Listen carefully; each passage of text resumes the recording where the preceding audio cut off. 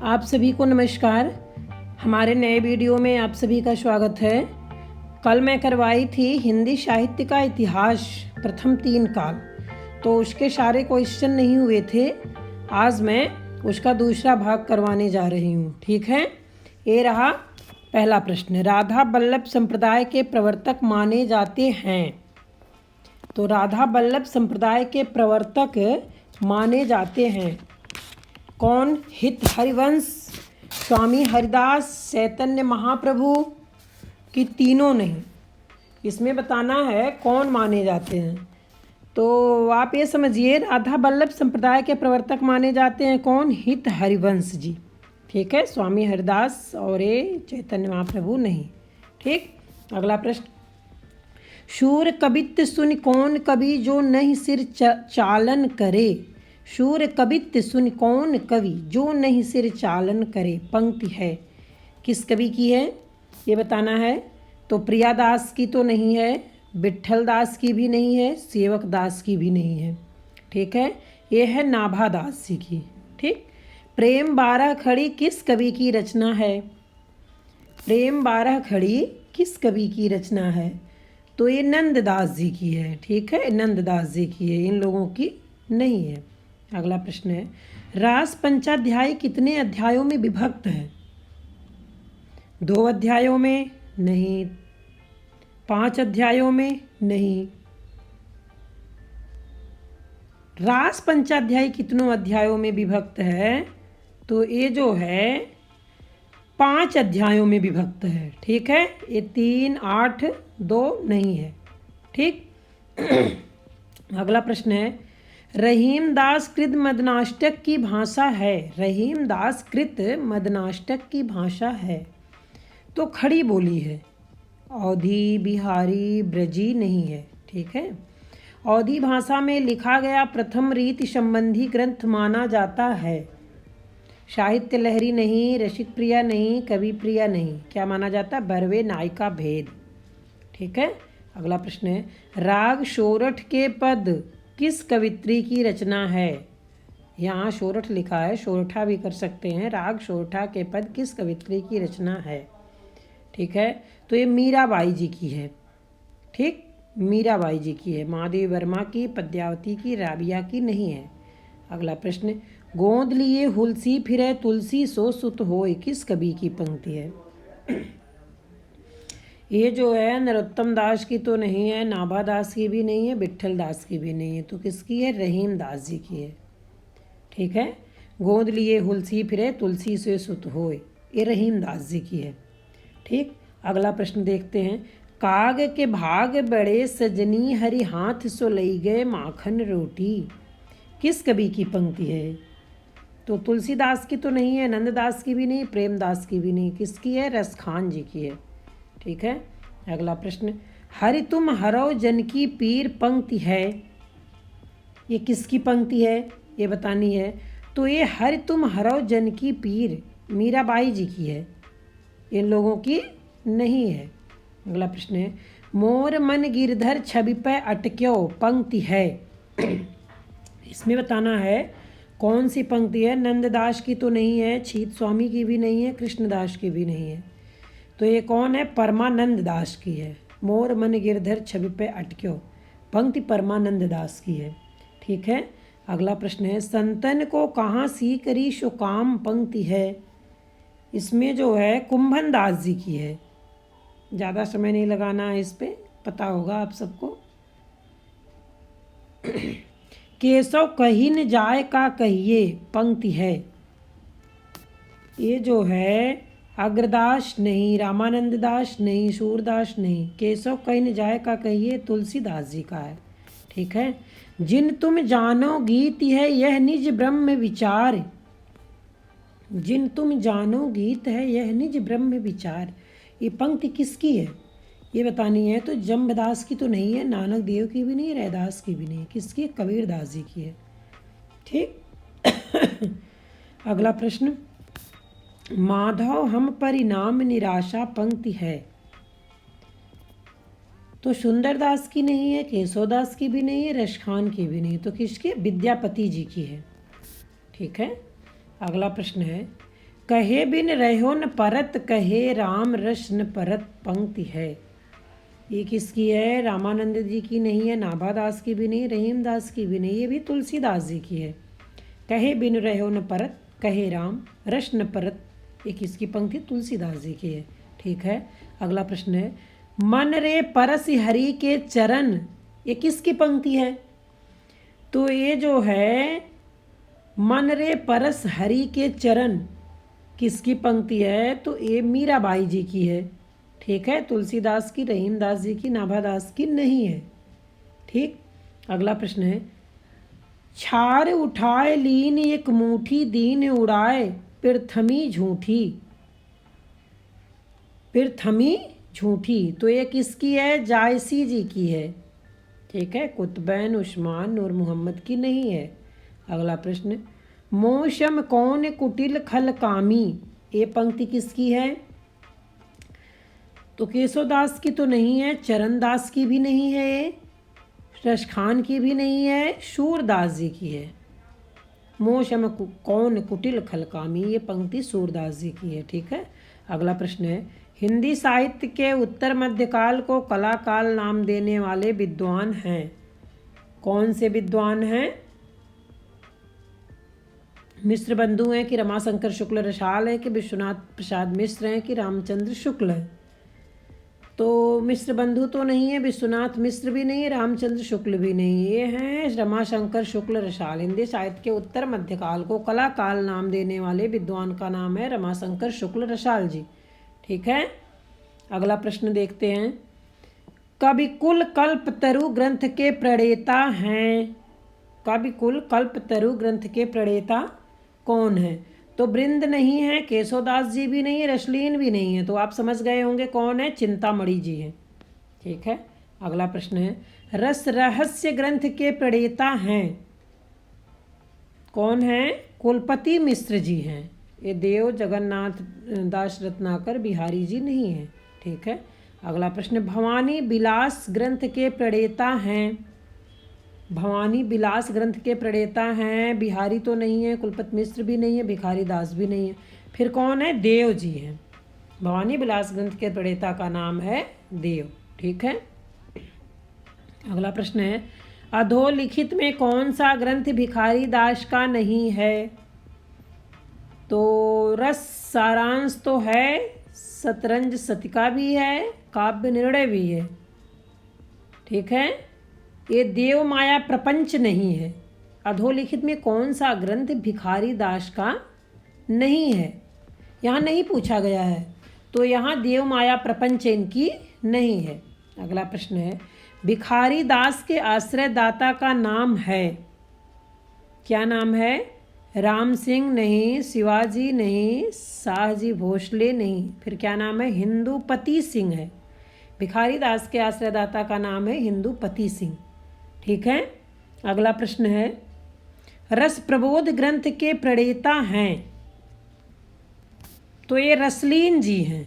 ठीक है, पद्याकर प्रताप शाही तोष नहीं है। अगला प्रश्न, जगद्युनोज ग्रंथ के प्रणेता हैं। कौन हैं? सुखदेव नहीं है, बेनी प्रवीण भी नहीं है, राम सिंह भी नहीं है, पद्याकर जी हैं। ठीक है, अगला प्रश्न है, पद्याभरण ग्रंथ है। तो पद्याभरण ग्रंथ है, नायिका तो नहीं है, रस निरूपक भी नहीं है, छंद निरूपक भी नहीं है, फिर क्या है? तो अलंकार निरूपक है। पद्याभरण ग्रंथ का ग्रंथ है तो अलंकार निरूपक है। अगला प्रश्न है, रसराज ग्रंथ के प्रणेता हैं। मतिराम जी हैं रसराज ग्रंथ के प्रणेता। ठीक है, ये सब नहीं है।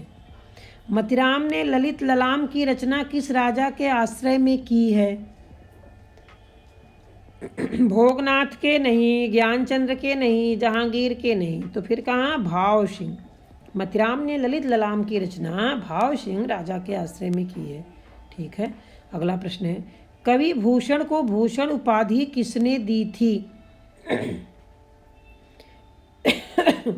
किसने दी थी ये बताना। कवि भूषण को भूषण उपाधि किसने दी थी? ठीक है, तो ये सोलंकी राजा रुद्रराम जी दिए थे। सोलंकी राजा रुद्र राम जी दिए थे। ठीक है, शिवाजी, छत्रसाल, औरंगजेब नहीं दिए थे। अगला प्रश्न है, कवि भूषण के आश्रयदाता थे। तो शिवाजी नहीं थे, छत्रसाल बुंदला नहीं थे, शाहू जी भी नहीं थे। कवि भूषण के आश्रयदाता थे। अब आप कंफ्यूज हुए ना, यहाँ थे, अब यहाँ विकल्प में भी दे दिया है, तीनों थे। आया समझ में? आपको लगेगा जब आप देखेंगे वीडियो मेरा तो आपको लगेगा, कंफ्यूज हो जाएंगे वहीं, क्या सही है समझ ही नहीं आएगा। ठीक है, जब लास्ट में आप तीनों देखोगे तब समझ में आएगा। ठीक है, कवि भूषण के आश्रयदाता थे तो तीनों थे। ठीक है, शिवाजी भी थे, साहू जी भी थे, छत्रसाल बुंदला भी थे, ये तीनों थे। ठीक, अगला प्रश्न देखते हैं, पद्याकर के ग्रंथ पद्याभरण में कितने अलंकारों का विवेचन है? तो 105 अलंकार का नहीं, 200 अलंकार का नहीं, 50 अलंकार का नहीं, कितने हैं? 100 अलंकार का विवेचन है। पद्याकर के ग्रंथ पद्याभरण में 100 अलंकारों का विवेचन है। ठीक है, अगला प्रश्न है, बिहारी सतसई के प्रथम टीकाकार माने जाते हैं। तो सरदार कवि नहीं, जगन्नाथ दास रत्नाकर नहीं, लल्लू लाल नहीं, कौन माने जाते हैं? कृष्ण कवि माने जाते हैं। बिहारी सतसई के प्रथम टीकाकार कृष्ण कवि जी माने जाते हैं। ठीक है, अगला प्रश्न देखते हैं, बिहारी सतसई का उर्दू शेरों में अनुवाद करने वाले हैं। उर्दू शेरों में अनुवाद करने वाले हैं तो कौन हैं? आनंदी लाल जी हैं। ठीक है, आनंदी लाल जी हैं। मुंशी देवी प्रसाद नहीं, अंबिका दत्त भी नहीं, परमानंद दास भी नहीं। ठीक है, अगला प्रश्न है, बिहारी सतसई पर किस ग्रंथ का प्रभाव नहीं है? अब ये बताना है, गाथा सतसई पर, बिहारी सतसई पर किस ग्रंथ का प्रभाव नहीं है? तो वो जो ग्रंथ है नीति शतक, उसका प्रभाव इनके ऊपर नहीं पड़ा है। ठीक है, अगला प्रश्न है, अगला प्रश्न देखते हैं, यमक सतसई के प्रणेता माने जाते हैं। यमक सतसई के प्रणेता कौन माने जाते हैं? बृंद जी माने जाते हैं। रश्निदीन, रिपशंभु, कृष्ण कवि नहीं माने जाते। ठीक है, अगला प्रश्न है, घनानंद किस बादशाह के आश्रित थे? घनानंद किस बादशाह के आश्रित थे? तो औरंगजेब के तो नहीं थे, आजम शाह के भी नहीं थे, बहादुर शाह के भी नहीं थे, तो किसके थे? मोहम्मद शाह रंगीले के थे। ठीक है, अगला प्रश्न है, घनानंद किस संप्रदाय में दीक्षित थे? तो राधा वल्लभ में तो नहीं थे, सखी संप्रदाय में भी नहीं थे, चैतन्य महाप्रभु में भी नहीं थे। आया समझ में? तो ये थे निम्बकार संप्रदाय में। घनानंद किस संप्रदाय में दीक्षित थे? तो निम्बकार संप्रदाय में थे। ठीक है, अगला प्रश्न है, ये साक्षात रसमूर्ति और ब्रजभाषा काव्य के प्रधान स्तंभों में एक है। घनानंद के बारे में किस विद्वान का कथन है? ये बताना है। तो हजारी प्रसाद द्विवेदी का नहीं है, डॉक्टर नगेंद्र का भी नहीं, नंदुलारे वाजपेयी का भी नहीं, तो किसका है? आचार्य रामचंद्र शुक्ल का है। ठीक है, अगला प्रश्न है, श्याम सनेही काव्य ग्रंथ के प्रणेता हैं। तो घनानंद जी नहीं है, बोधा भी नहीं है, ठाकुर भी नहीं है। श्याम सनेही काव्य ग्रंथ के प्रणेता आलम जी हैं। ठीक है, अगला प्रश्न है, रीति मुक्त कवि बोधा की प्रेयसी का नाम है। तो रंगरेजिन नहीं, सुजान ये भी नहीं है, श्यामा ये भी नहीं है, तो क्या नाम है? सुभान या शुभान? शुभान या शुभान। ठीक है, अगला प्रश्न है, इस्कनामा ग्रंथ के प्रणेता हैं। इस्कनामा ग्रंथ के प्रणेता हैं तो कौन है? बोधा जी हैं। ठीक है, ठाकुर जी, आलम, घनानंद नहीं है। अगला प्रश्न है, रीतकालीन मुक्त धर्मी कवि ठाकुर किस राजा के आश्रित थे? तो राजा परीक्षित के आश्रित थे। ठीक है, खेत सिंह, आजम शाह, मोहम्मद शाह रंगीले के आश्रित नहीं थे। अगला प्रश्न है, आखिन मुँह के मिस आनी अचानक पीठ उरेज लगावे पंक्ति है। ये जो है किस कवि की पंक्ति है ये बताना है। ठीक है, तो भूषण की तो नहीं है, पद्याकर की भी नहीं है, सेनापति जी की भी नहीं है, ये है चिंतामणि जी की। किसकी है? चिंतामणि जी की है। अगला प्रश्न है, अभिधा उत्तम काव्य है, मध्य लक्षणाहीन, अधम व्यंजना रस बिरस उल्टी कहत नवीन। ये पंक्ति किसकी है? तो ये पंक्ति देव जी की है। ठीक है, ये पंक्ति किसकी है? तो ये पंक्ति देव जी की है।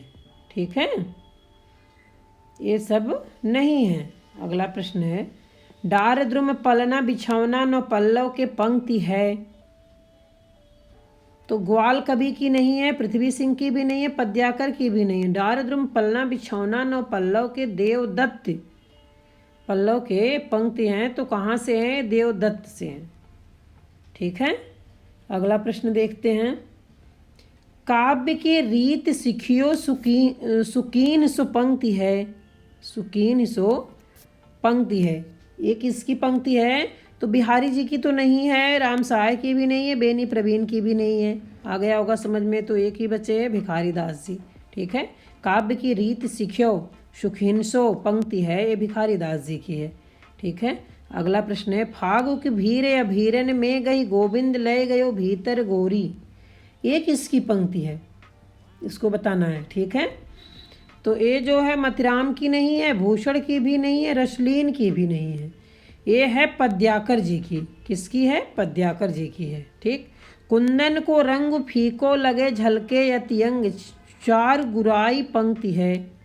चारु गुराई पंक्ति है। अब ये किसकी पंक्ति है? कालिदास त्रिवेदी तो नहीं है, मतिराम भी नहीं है, सुखदेव मिश्र भी नहीं है। तो ये रसलीन जी की है पंक्ति। ठीक है, अगला प्रश्न है, ऊंचे घोर मंदिर के अंदर रहने वाली ऊंचे घोर मंदिर के अंदर रहाती है। ये पंक्ति किसकी है? ये बताना है। तो गिरधर दास की तो नहीं है, भूषण की भी नहीं, सेवा दास की भी नहीं। ये पंक्ति है देव की। ठीक है, अगला प्रश्न है, तंत्री नाद कवितरस सरस राग रतिरंग। ये पंक्ति किसकी है? ये भी बताना है। तो ये जो है बिहारी लाल जी की है। ये रसलीन ठाकुर घनानंद जी की नहीं है। अगला प्रश्न है, नेही महाब्रज भाषा प्रवीण और सुंदर ताहू के भेद को जानो पंक्ति है। ये जो है ब्रजनाथ जी की पंक्ति है। ठीक है, एक घनानंद भिखारी दास नाभादास की नहीं है। अगला प्रश्न है, रावरे रूप की रीति अनूप नयो नयो लागत ज्यों ज्यों निहारिये पंक्ति है। तो एक इसकी पंक्ति है ठाकुर जी की है। ठीक है, बोधा की, घनानंद की, आलम की नहीं है। अति छीन मृणाल के तारहु तेति ही ऊपर पाँव दे अबनो है पंक्ति। ये किसकी है? तो ये बोधा जी की है। अति छीन मृणाल के तारहु तेति ही ऊपर पाँव दे अबनो है पंक्ति, ये बोधा जी की है, ठाकुर की नहीं है, घनानंद की भी नहीं, आलम की भी नहीं है। ठीक है, अगला प्रश्न देखते हैं, सीख लीनो मीन मृग, सीख लीनो मीन मृग कमल नयन पंक्ति ये किसकी है? तो ये आप जान लीजिए ठाकुर जी की है। ठीक है, ये बोधा जी की नहीं है, ना घनानंद की है, ना आलम की है। ठीक है, अगला प्रश्न है, ऋतु वर्णन के लिए रीतकालीन कवियों में सर्वाधिक प्रसिद्ध है। तो देव जी नहीं है, बिहारी भी नहीं है, ठाकुर भी नहीं है। तो कौन प्रसिद्ध है? सेनापति जी प्रसिद्ध हैं। ठीक है, अगला प्रश्न है, बिहारी शतसई ग्रंथ है। बिहारी शतसई ग्रंथ है, तो क्या नाम है उस ग्रंथ का? लक्ष्य ग्रंथ है। ये लक्षण ग्रंथ, टीका ग्रंथ, उदाहरण ग्रंथ नहीं है। अगला प्रश्न है, हिंदी साहित्य के उत्तर मध्यकाल को श्रृंगार काल नाम देने वाले विद्वान हैं। तो कौन है? इसमें बताना है। आचार्य रामचंद्र शुक्ल नहीं है, मिश्र बंधु भी नहीं है, रमाशंकर शुक्ल रसाल जी भी नहीं है। तो नाम है विश्वनाथ प्रसाद मिश्र जी। हिंदी साहित्य के उत्तर मध्यकाल को श्रृंगार काल नाम देने वाले विद्वान का नाम है विश्वनाथ प्रसाद मिश्र जी। ठीक है, ये विश्वनाथ प्रसाद मिश्र जी सही आंसर है। अगला प्रश्न है, अधोलिखित कवियों के जन्म स्थान बताइए। यहाँ जन्म स्थान बताना है। अधोलिखित कवियों के जन्म स्थान बताइए। ठीक है, तो इनका जन्म स्थान कहाँ है ये बताना है। पता होगा वैसे सभी को, मुझे लग रहा है। ठीक है, तो मथुरा तो नहीं है, सोरो भी नहीं है, दिल्ली भी नहीं है, कहाँ है? राजापुर है। किसका जन्म स्थान? तुलसीदास का पूछा गया है। ठीक है। अगला प्रश्न है जायसी। जायसी कहाँ के रहने वाले थे? तो ये रायबरेली के रहने वाले थे। ठीक है। अमेठी, काशी, जौनपुर के नहीं थे, रायबरेली के थे जायसी जी। ठीक है। अब एक केशवदास कहाँ के रहने वाले हैं? तो ओरछा के रहने वाले हैं केशवदास। जैतपुर, आगरा, इटावा के नहीं थे, ओरछा के थे। ठीक है। अब जो है अगला प्रश्न है घनानंद कहाँ के रहने वाले थे? तो मेरठ के नहीं थे, दिल्ली के भी नहीं थे, कानपुर के भी नहीं थे। घनानंद जी कहाँ के थे? बुलंदशहर के थे। ठीक है। अगला प्रश्न है अब देव जी कहाँ के रहने वाले हैं? सबका पता भी होना चाहिए भाई। देव जी कहाँ के रहने वाले थे? तो देव जी इटावा के रहने वाले हैं। ठीक है। ओरछा, प्रयाग, बुलंदशहर नहीं है। अब पद्माकर जी कहाँ के रहने वाले हैं? जब उन लोगों को बताए तो इनका भी पता होना चाहिए भाई। पद्माकर जी कहाँ के रहने वाले थे? तो ये जो पद्माकर जी हैं, गलत लग गया है, पद्माकर जी बांदा के रहने वाले हैं। ठीक है। ये सब नहीं है। तिकवापुर, अंतर्वेद, काशी यहाँ के नहीं है। ठीक है। तो आज का वीडियो मेरा ख़त्म हुआ। अब अगले वीडियो में फिर देखिएगा, नए प्रश्न के साथ मैं आपके पास आऊँगी। तब तक के लिए धन्यवाद।